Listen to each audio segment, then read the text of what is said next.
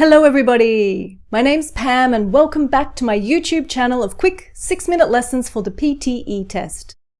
Today you're going to learn the 14th question type, Summarize Spoken Text.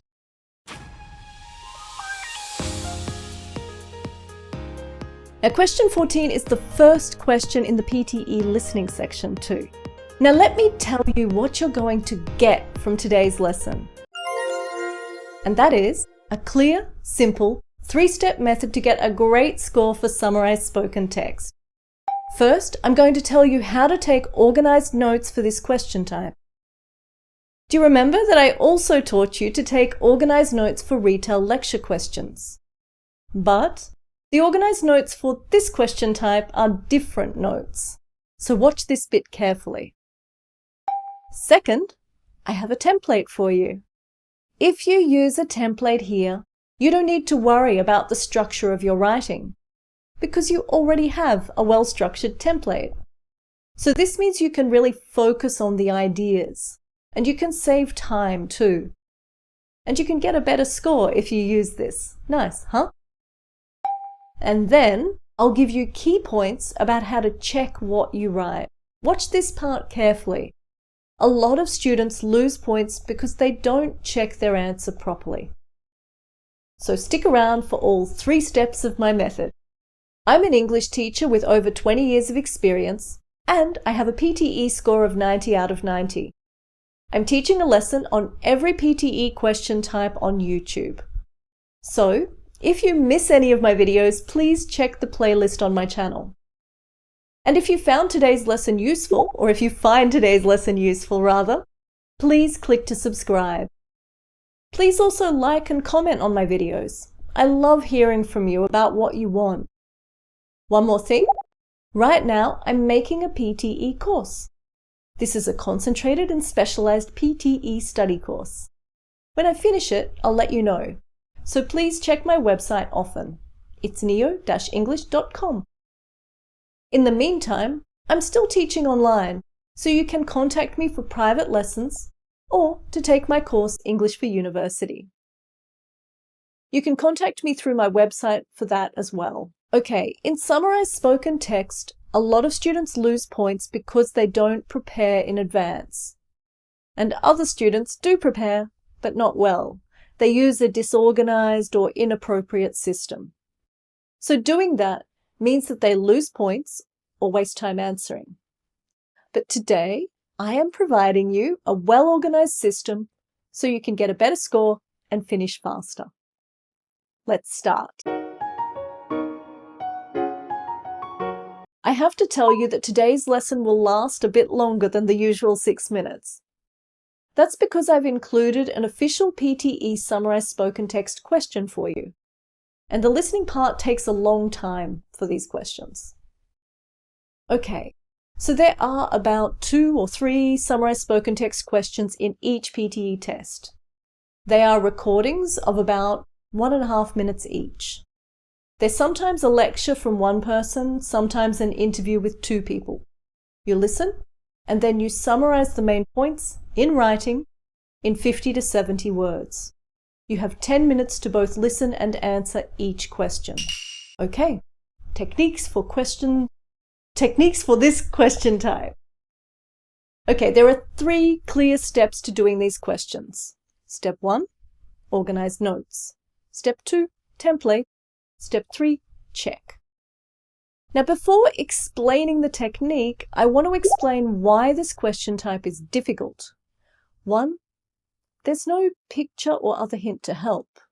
You need pure listening skills for this. 2, sometimes the listening's a lecture, sometimes it's a conversation.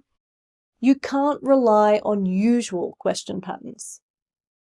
And 3, you have to transform spoken English to written English. This means you need to transform the English from conversational to structured. So it's pretty difficult, but stay with me. We're going to make this easy with our techniques. So, step 1, organize notes. PTE gives you an erasable notebook to take your notes in. Make 2 columns on this notebook, 1 column for main idea and 1 column for details. Now, in the retail lecture video, that's video 4, I also suggested using organized notes, and I told you one column for main idea and the other column for reasons. But as I told you, for summarized spoken text questions, it's not clear what kind of listening you'll get, so you don't always get reasons in these listenings. So, for this question type, you should listen for details that connect to the main idea. The details could be reasons, but also examples, extra information, or reasons against the main idea. Okay, so you ready? Listen to the full recording. It's about 1.5 minutes, so remember today's lesson is a bit long because of that. Anyway, watch me take organized notes as we listen.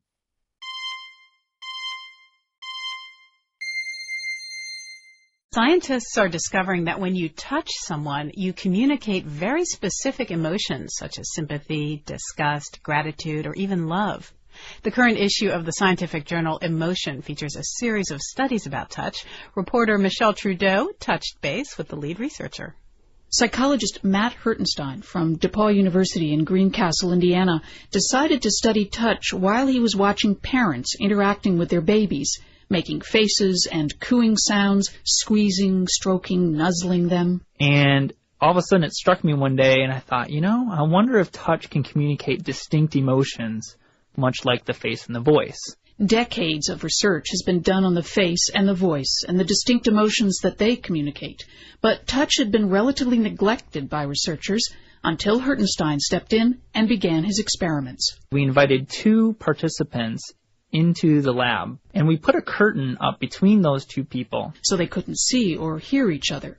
One participant, the sender, was told to try and communicate 12 different emotions, one by one, to the other participant, the receiver. The receiver would put his or her arm underneath the curtain onto the sender's side. The sender would then touch the receiver's forearm, trying to communicate the specific emotion, such as envy, fear, love, embarrassment, anger, gratitude, pride, disgust.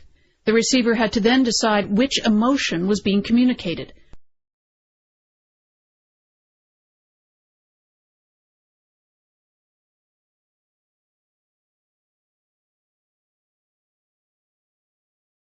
Okay, the listening's finished. Now, just in case you need it, I'm showing you the conversation text here. If you don't want to see it, just look away for 5 seconds. Okay, now I'm going to explain how I took the organized notes. So remember, we always listen for main ideas at the beginning of a listening, in the first or second sentence. So in this case, the first sentence introduces this main idea. When you touch someone, you communicate very specific emotions. Now, this idea explains the whole conversation, which is about how touch conveys emotions. So this is the main idea. Now you have the main idea in your head. So next, you're going to look for details based on this main idea. And details should be everything that connects to touch conveys emotions. So here, I just wrote any details I could about how touch conveys emotions. Most of the conversation was a description of an experiment about how touch conveys emotions. So I wrote details about how the experiment was done and its results. And I ignored any information that was not a direct explanation of the experiment. Okay? And that's it for step 1. So to do step 2, you must take your organized notes and transform them into 50 to 70 words of clear formal English. The easiest way to do that is to put them into my template. Here is my template. If you use this template, you can write structured formal English without needing to think about it. Yeah, you don't need to worry about structure, and you can save a lot of time. So memorize this. Okay, now let's make the answer. The introduction is here. Did you notice I wrote conveying? That's because after of, you must use a noun or an ing form. So when you use this template, be careful with that. The main idea is here. Be a little careful. When the topic is not research, don't use research suggests that. But 95% of these questions are about research, so it's useful to memorize this. Now, details are here. For details, the start of the sentence is different depending on the kind of detail. So when you talk about reasons, use "this is due to the fact that."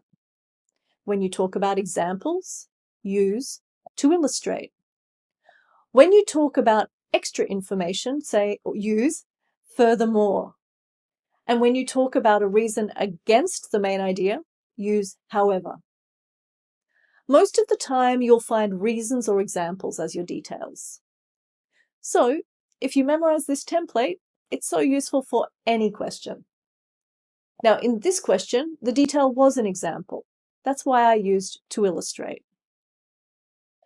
The conclusion is here, and for the conclusion, you should usually start with "the conclusion drawn is that." Now, most of these questions will include a conclusion, but in this question, there is no real conclusion. So you still need to repeat the main idea. In this case, very simply, you could say, "Their experiment hasn't proven that touch conveys emotion yet, but we are learning a lot about touch and emotions from it." But that doesn't sound formal enough, and so that's why I wrote it like this. And that is step 2, template done. Now, step 3, check. I want you to check 2 things, word count and correct English. So for word count, remember you want 50 to 70 words. You lose points if it's more or fewer words than that, and if it's fewer than 40 or more than 100, you get 0 points. So word count is really important. Now our answer is 67 words long. That's good. And finally, check for correct English. That's not easy, Pam. I know, but do your best. Students lose points for silly mistakes like not capitalizing the first letter of each sentence or spelling words that they memorized from the template wrong, or using different tenses in each sentence for no reason. So at least make sure you don't fall into those traps. Our answer is in correct English, so that's fine. We completed a difficult summarized spoken text question. Well done to us. Now, before I say goodbye, I want to give you one more important piece of advice. Oh, but first, I'd like to wish good luck to those of you who have just done a PTE test, and those who are going to do one soon. I'm sure everyone who is a part of this channel's community wishes you good luck too. And please, keep on clicking like, subscribe, and comment. It helps us all a lot to build a great channel. And click the bell for notifications too, so you can get reminders when our new videos come out. And they come out every Wednesday and Sunday. Oh, okay, my final piece of PTE advice is this. I'm going to give you a hot tip about writing. Now, English teachers are trained to give better marks depending on sentence length. By that, I mean using some short sentences, 10 words or less, and some longer sentences, like 15 words or more. So when you write 3 or more sentences, it's standard writing style in English to vary the length, yeah? So whenever you write something, I recommend you should try to use this style. In the PTE test too, I believe you'll get a higher score if you do. And today's question type includes writing to answer the question. So if you follow this style, I think you can get more points. Okay, that's all for today, and I'll see you at our next lesson. Listening, multiple choice, multiple answer questions. See you then.